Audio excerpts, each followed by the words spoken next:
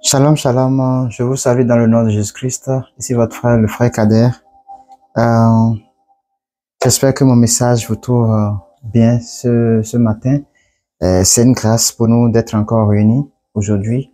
Et nous allons partager une parole, un verset, n'est-ce pas? Et ce verset va permettre à ce que certaines personnes comprennent pourquoi ce que nous faisons ici, nous le faisons, spécialement intercéder pour les autres pays, intercéder pour les autres, intercéder pour que la moisson, parce que la moisson est grande et il y a peu d'ouvriers, qu'il y ait plus d'ouvriers pour la moisson. Et c'est la mission capitale, et c'est la grande mission, n'est-ce pas? C'est le commandement, le dernier commandement et le plus grand des commandements que le Seigneur Jésus-Christ nous a prescrit. Alors, nous allons lire aujourd'hui Luc. Nous allons lire Luc 10, et nous allons lire à partir du verset 30 et jusqu'au dernier verset qui est 37, n'est-ce pas? Et suivez attentivement. Après cela, nous allons faire le commentaire autour de cela. Luc 10, verset 30 à 37. Je commence à partir du verset 30. Je lis au nom de Jésus-Christ. Jésus reprit la parole et dit, « Un homme descendait de Jérusalem à Jéricho.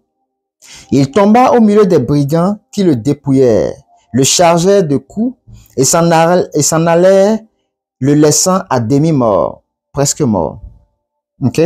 31.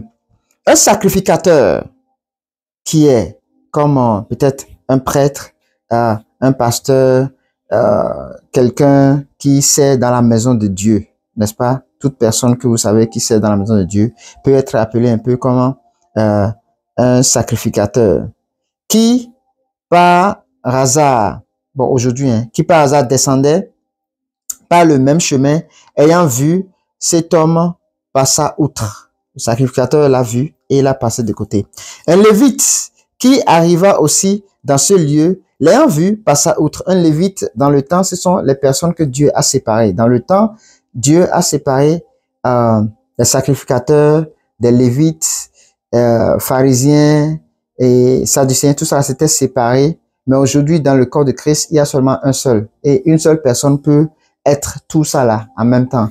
Mais dans le temps, le lévite, n'est-ce pas, c'est celui-là qui se chargeait d'aller devant le trône de Dieu, d'aller devant, comment on appelle, quelqu'un carrément qui se charge des lois de Dieu, qui fait des sacrifices de libation, c'est-à-dire on tue un bœuf, un animal, on verse le sang, la graisse et tout ça là sur l'autel de Dieu. C'était eux, seulement la tribu de Lévi, qui était seulement dédiée pour faire ce genre de choses-là.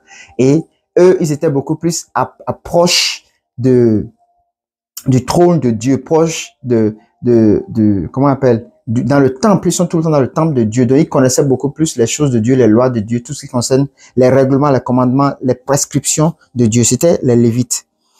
L'ayant vu, il passa outre. Donc, nous avons vu un sacrificateur qui passait et a vu la personne là. Il est passé, n'est-ce pas? Un lévite est passé, n'est-ce pas? Le 33 dit, mais un Samaritain qui voyageait, étant venu là, fut ému de compassion lorsqu'il le vit. Il s'approcha et banda ses plaies en y versant de l'huile et du vin. Puis, il le mit sur sa propre monture, le conduit, sa propre monture. Dans le temps, ils utilisaient les chevaux, les ânes, les chats et autres là. Donc, il a mis sur ça, ça veut dire que l'huile est descendue, et il marchait à pied et il a mis sur son propre truc, son propre, comment on appelle? Dans certaines versions, on parle d'âne, dans certains, c'est chevaux et tout ça. Donc, il a mis sur ça, il est descendu, il a mis sur ça, il a marché à pied, il a conduit à une hôtellerie et pris soin de lui, c'est-à-dire, bon, le 35 dit, le lendemain, il tira 2 deniers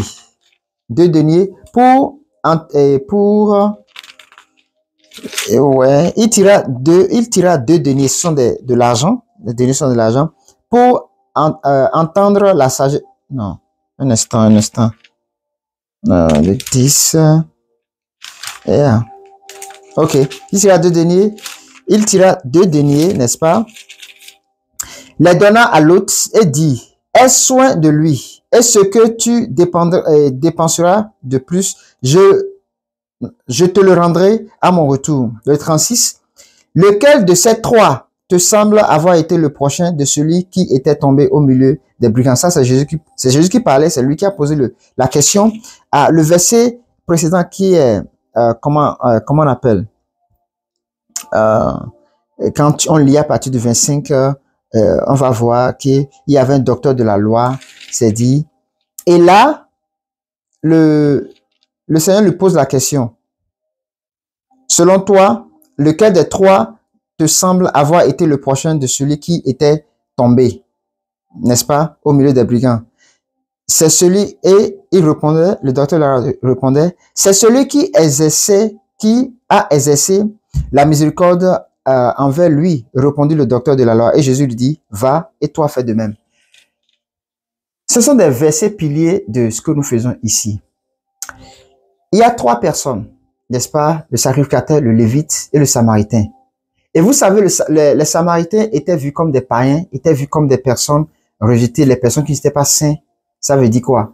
On peut prendre, et par exemple, quand on va dire trois personnes, on peut prendre un Européen, un Américain et un Africain, n'est-ce pas? Et on voit par exemple l'Africain comme celui qui était rejeté de Dieu, n'est-ce pas? Et on voit que le sacrificateur qui est peut-être l'Américain et le Lévite qui était peut-être l'Européen, des bons, qui, selon le peuple d'Israël dans le temps, voyaient qu'ils sont bons, purs et tout, et on considère. Mais le sacrificateur, l'étranger, c'est plutôt lui qui a exercé la miséricorde envers cette personne. Ça veut dire quoi?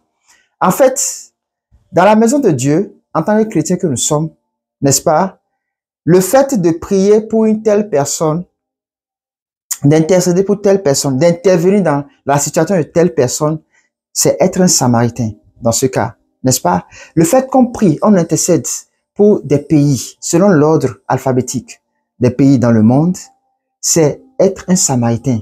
Parce qu'on sait que ces pays-là, il y a des malades, des gens qui pêchent. Donc tous nous sommes des pécheurs, mais quand je parle de péché, qui font, je ne vais pas appeler quel que soit de péché pour indexer quelqu'un, mais nous connaissons les péchés. Et nous voyons sur les réseaux sociaux ce qui se passe. C'est le fait que tu interviennes, c'est être un samaritain.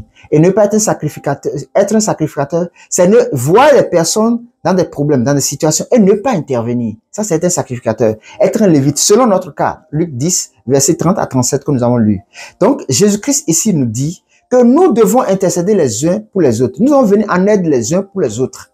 C'est pas parce que pour toi est bon aujourd'hui que tu vois pour les autres. Les autres, c'est celui que tu vois sur les réseaux sociaux, que tu entends parler, que tu vois autour de toi, qui n'est pas en bon état, peut-être qu'il n'a pas encore reçu Christ, peut-être qu'il est malade, et que tu peux prier pour la personne. C'est pas parce que ce n'est pas quelqu'un de ta famille, membre de ta famille, que tu ne peux pas prier pour la personne. Non. Jésus-Christ condamne ça ici et dit, fais ce que, fais, toi aussi va et fais de même. C'est celui-là qui est ton prochain.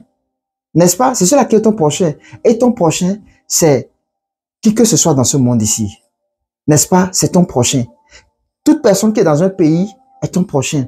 Prier pour un blanc, c'est ce que dit la Bible, c'est être un samaritain, prier pour son prochain. Bien-aimés, le fait que nous nous réunissons ici pour intercéder, prier pour les pays, ne voyez pas ça en vain. Nous faisons ce que la Bible nous dit de faire. Point barre. C'est ce que la Bible dit de faire, c'est ça que nous faisons. Que la personne soit noire, blanc, jaune, quelle que soit la couleur métissée, nous sommes appelés à intercéder, à être les bons samaritains, intercéder les uns pour les autres.